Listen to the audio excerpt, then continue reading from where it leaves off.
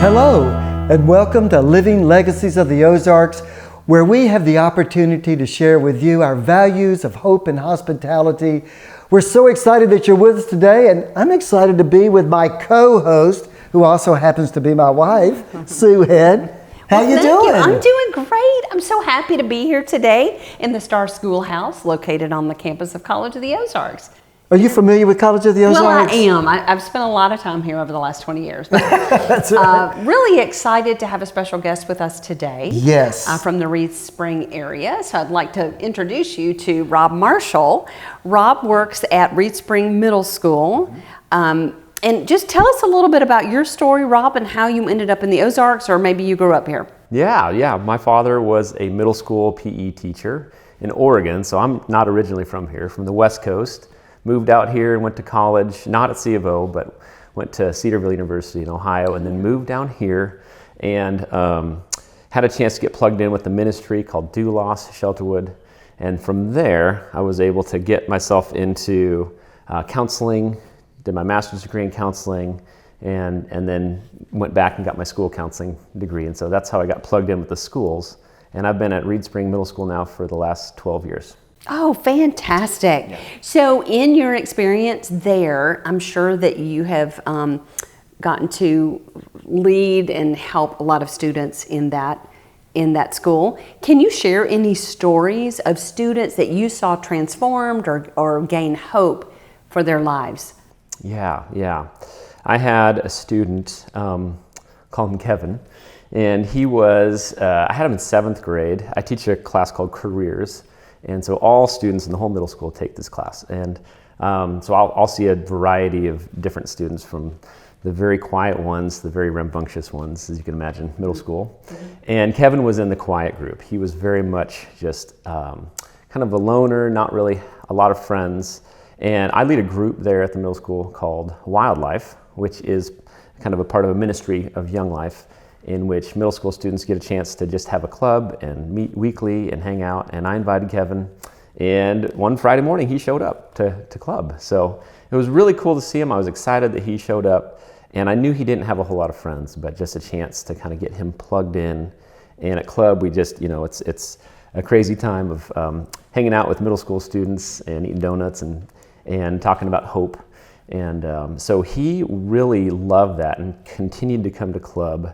And at the end of the school year, he really wanted to explore more of what that looked like as far as hope. And we have a camp down in Lampe that we go to that is just an amazing opportunity for middle schoolers from all over the region to enjoy camp. The motto of the camp is, "This is the best week of your life." And that's what they want it to be. And so I invited Kevin, along with a couple of his friends that he had made at Wyldlife, and they were really gracious to him and included him and encouraged him to kind of get just enjoy camp and do all the different participating things that you could do. And I just felt like Kevin came alive at camp and had a chance to really open up, a cabin time, a chance to really explore more of what relationships look like at that age and his identity. And he shared at camp with me that he came from a single parent home, just kind of lower economic, and didn't really have a whole lot of hope or different things for him to look forward to.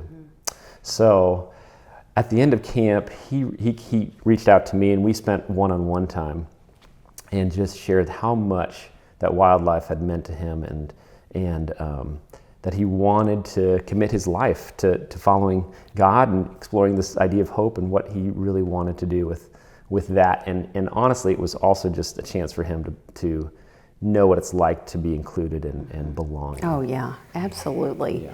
Love that. In the students who came around him, another value in our region is hospitality, and really that's what they were doing, and just including him in their activities and having them come along. Yeah, one cool thing about that is the other students there were part of the theater group and kind of just putting on productions, and they encouraged Kevin to go out to be in the play. And Kevin did not want to be on stage, but he was okay being a stagehand. And he's a junior this year, and he's been doing theater for the last few years at the high school and just loves it.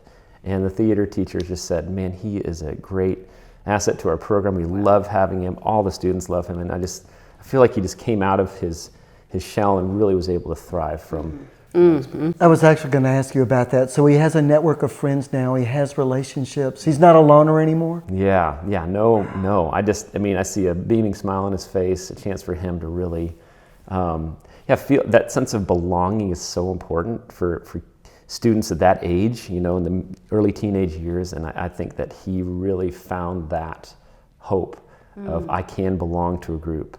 I know what it's like to be accepted.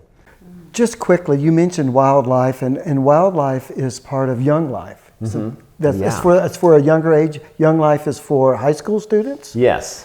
Could you just tell us a little bit about Young Life? And because some people may not be familiar. Yeah, Young Life's been around since the 40s, and they have really set apart a chance for students, especially high school students, who are maybe more on the fringe, to be welcomed and accepted and included in a group. And whether it's going to where they are or just being there, spending time with them, that's really the goal of Young Life, is to go where the students are. Don't wait for them to come to you. Right. And so that their ministry is truly going to the ball games and meeting up with them at McDonald's and just hanging out with them, either in groups or one-on-one, but building those relationships that you can win the opportunity to share the hope that you have. Absolutely love that. Do you have any other stories about hope? Yeah, so I have a very dear story, special to me. Another middle school student, and this was 6 years ago. I had a girl in my class, careers class, named Sarah, and Sarah was from a group home, which is, if you don't know, it's a residential care facility for teenagers who just it's part of the foster system. They don't have a family to stay with. And so Sarah and I just struck up a friendship, and she had a chance to share with me a little bit about her life and how she hadn't really lived with her family since she was 8 years old, and didn't really know what it's like to experience family. And so at the time, my wife and I had been praying about and exploring the opportunity to be foster parents.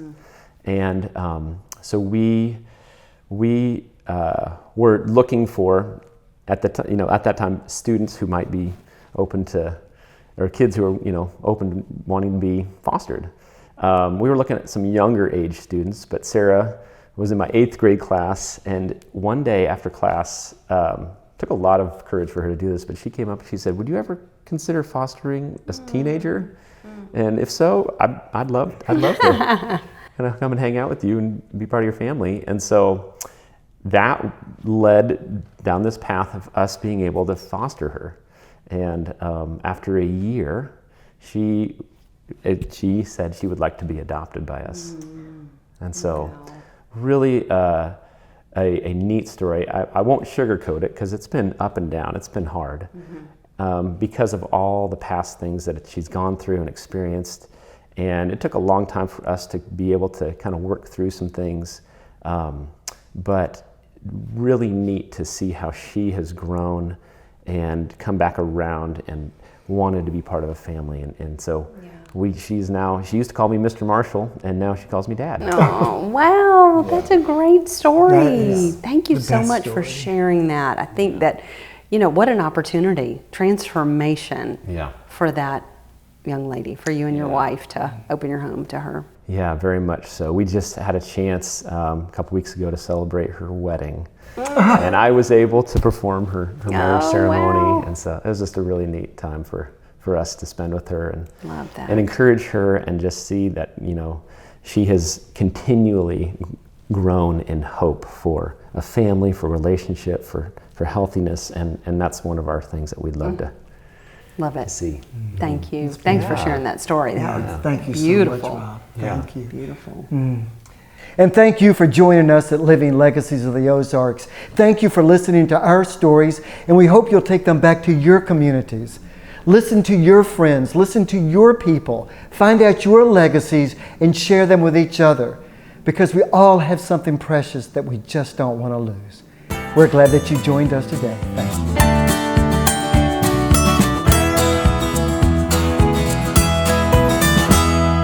Living Legacies of the Ozarks is sponsored by Ozark Mountain Legacy,